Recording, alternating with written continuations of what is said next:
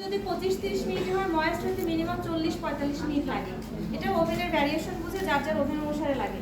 এই যে যখন প্রত্যেকটা ক্লিপ বের হয়েছে আমি কিন্তু কি কেকটা কি নামে ফেলছি না, নামে একটু ঢেকে রাখছি উপরে সারফেসটা একটু সফট হওয়ার জন্য, আর একটু ঢেকে রাখা দরকার। কিন্তু আমি আপনাদেরকে এখন ডিমোট করে দেখাই দেবেন। কি ডোম হয়ে গেছে? কেন হয় নাই? ওই যে কাপড়টা ভিজায় দেওয়ার কারণে ডোম হবে না মাঝখানে।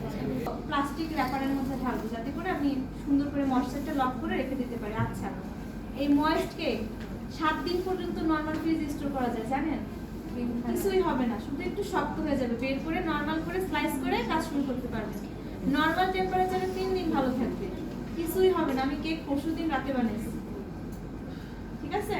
কেক পরশুদিন রাতে বানানোটা আপনাদের সামনে আমি কি করলাম, ফাস্টিং করলাম।